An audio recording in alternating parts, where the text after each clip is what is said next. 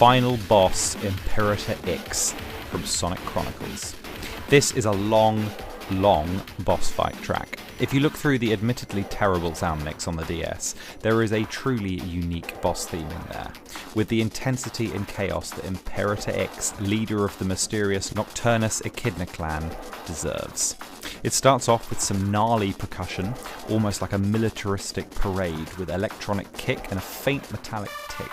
It's intimidating, unrelenting and raw. Then you get a distorted club-like synth beat that dominates the melody and just screams hardcore. But the best part is the breakout that has oscillating synths, heavy industrial riffs and apocalyptic percussion that does not let up. It really gives you this feeling of fighting against an absolute force of military and almost otherworldly power, capturing that sense of a true final showdown with the big bad. X himself is an underrated and an incredibly sinister and violent villain, but that's for a whole different topic. If we were ever treated to a full orchestral rendition of this, I reckon it would be unbelievably good.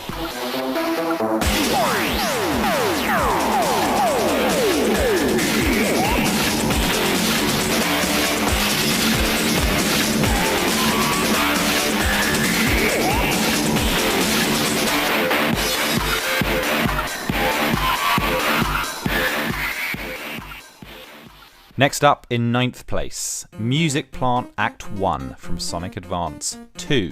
This is an absolute banger of a stage theme for the Game Boy Advance. I remember when I first heard it, I was instantly drawn in. It's bright, it's bouncy, it's nostalgic, and above all, incredibly playful, just like the stage you're running through. It's got a solid bass line that tingles with synths and a counter melody that's like a whimsical and excited flute. There's a carnival-like feel because of the interlocking arpeggios and really captures the bright neon aesthetic in audio form. It makes you feel, much like the stage itself, like you are running through a giant instrument. It's surprisingly layered when you really listen. The piano notes and flute melody weave around each other in this jazzy, funky madness that builds as the song goes on.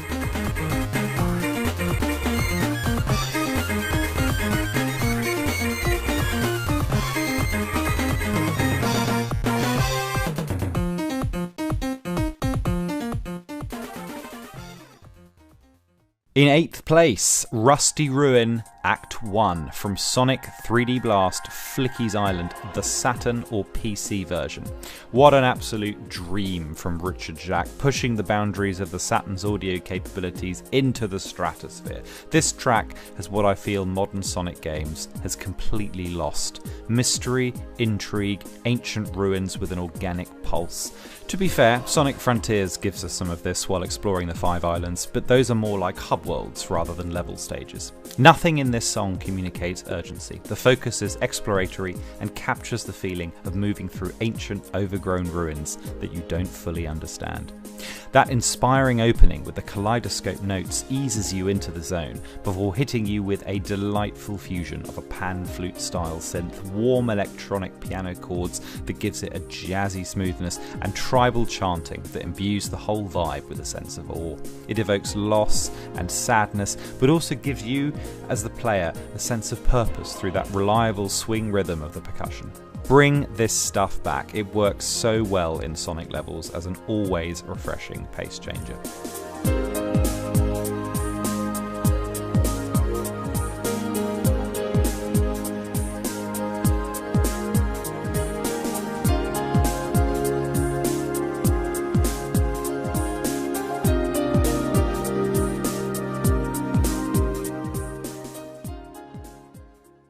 Now this is a rogue one in 7th. The intro music for Sonic Shuffle is, quite frankly, one of a kind.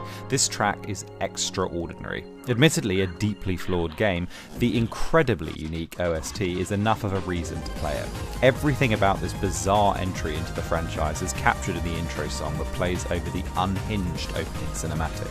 It's a fusion of acid jazz, funk and late 90s dance pop, a syncopated fever dream that takes you in 100 different directions. It is so late 90s it actually transcends itself.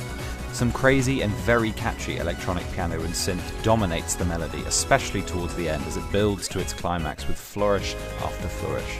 The whole track oozes optimism and nostalgia as Sonic and friends launch themselves into the absolute dream world insanity of Imaginary World. It's so Japanese, it's so groovy, and I love it. This game couldn't have had any other kind of music. I would highly recommend a listen and a revisit.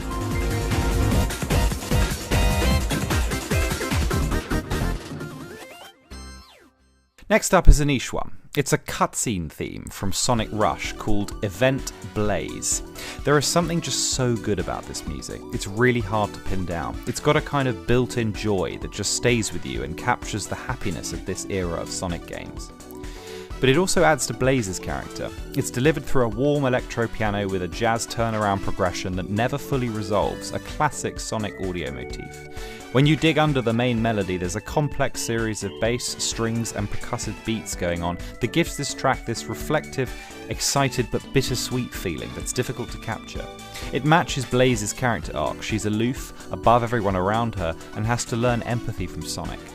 The track has a spoken quality, almost like it's in conversation with itself. Blaze's terse, regal mood conveyed through the staccato jazz beat, while Sonic's influence answers through the whimsical rising pitch. I love the electro-jazz bluesy feel that is so unique to this game.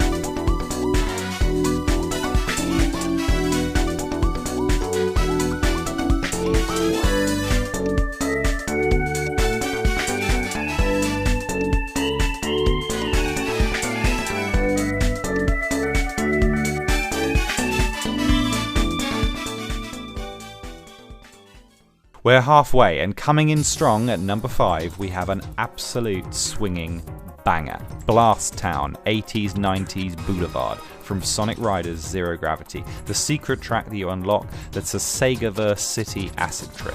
What an outrageously good song. A polished blend of retro futuristic funk, city pop nostalgia, and late night arcade energy. And wow, that sax is special. I wish we saw more of this instrument in Sonic levels. It's always such a welcome sound. Gliding bass, snazzy vocal samples, and those xylophone-like synth notes are a blissful earworm scratching at your brain in a way that feels so good. It is just incredibly cool. It's got some very tight percussion that borders on drum and bass, and a crazy syncopated slap-style synth bass with a full arsenal of FX, beautifully integrated. If you close your eyes, you can see a neon cityscape whizzing by, Sega billboards flashing, hectic traffic, looming skyscrapers, and the metro that whizzes by as you jump up on its roof on your extreme gear. It really was the best time to be a Sonic fan. The composer was all-star Fumi Kumatani, who would go on next to compose some absolute standout tracks for Sonic Unleashed. You can hear a lot of that game in this track, Empire City being an obvious analogue.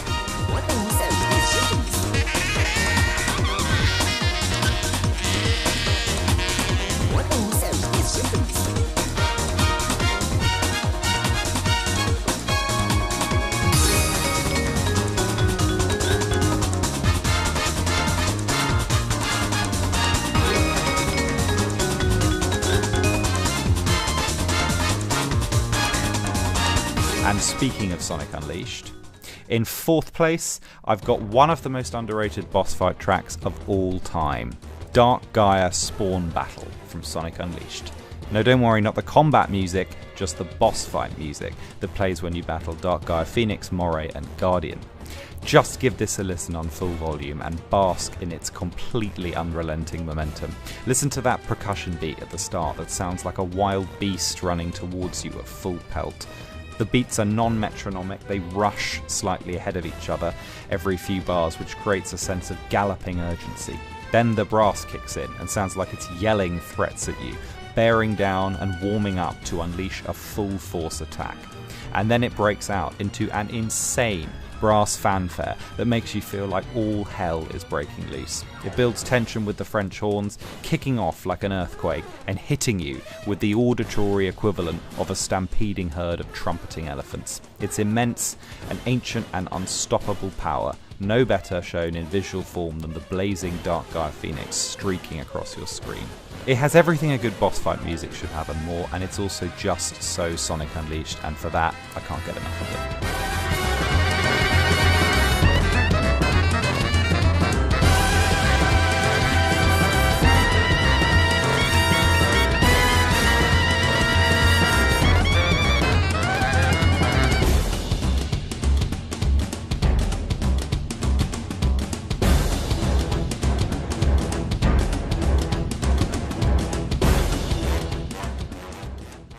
Third place, brace yourself, it's Toxic Caves from Sonic Spinball. That's the very first level. What an absolutely stinky beat this is. Let's unpack what's going on in this weird and wacky game. It's an industrial, very funky and very catchy level theme to the sewers that lie underneath the extraordinary Vejo Fortress. It evokes machinery chugging along down in the dirt with its industrial funk and heavy FM brass riffs and percussive synth hits. Once again, the melody never really resolves. Just like the pinball stage, it plays over and over as you loop over and over to try and find the way through. It gives you a sense of claustrophobia and being pushed down. There's a really cool call and response between the melody and the bass. One melody ascends sharply and the other answers with a low slap-style descent. There's like a dialogue going on between all the composite parts of the track that I think is what gives it that groovy uniqueness. The bass line is just epic and somehow really captures the feeling of falling and tumbling around the toxic caves as a sonic pinball. It's an astonishingly textured song for what it is when you really pick apart all the effects going on, and it deserves to be celebrated.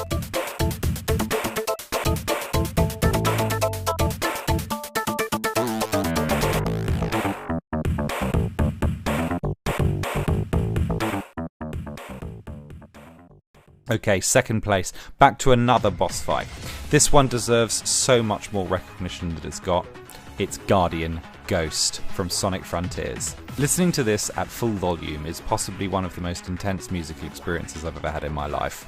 And then I listened to Ghost Plus from the DLC. It's more of the same, but cranked up into overdrive. This plays during the optional boss fight when you have to chase a manic pulsating nightmare through a pre-made obstacle course while it drains all your rings. I think this might be one of the best boss tracks of all time. The genius of this song is the swing elements, through the spiralling piano notes blended up with aggressive offbeat drum and bass like broken pattern. You've got tight punchy electro drums that don't give up, a growly synth bass and glitch FX stutters to create an effect akin to a 1920s swing band that's trapped inside a digital haunted pinball machine. I love that opening slam that gives you a cold open and throws you right into the action. Around the 1:30 mark it launches you off into absolute chaos, layering the swing-like piano notes over and over, escalating into total chaos that somehow still holds a melody together that gives you the impression of being just about to break apart. It is a perfect fit for this boss. Playful, sinister, teasing, unrelenting, and conjures a feeling of pure panic. A masterful, genre-bending and ridiculously intense piece that's enough to induce either a mental breakdown or complete transcendence.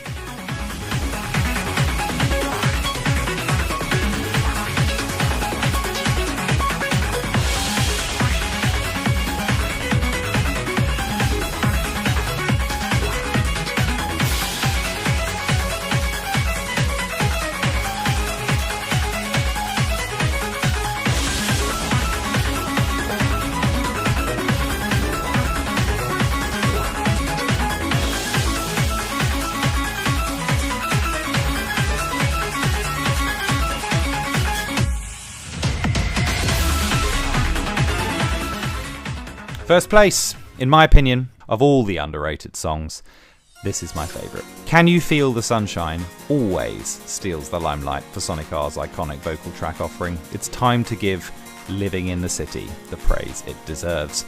The track plays in Radical City, the second course in Sonic R, an iconic Richard Jacques TJ Davis team-up. It's 90s nostalgia in audio form. It's got that delicious house beat with a little snare that immediately gives you a sense of optimism and momentum. Some iconic 90s synth notes going on in the background with an electro piano that shines through.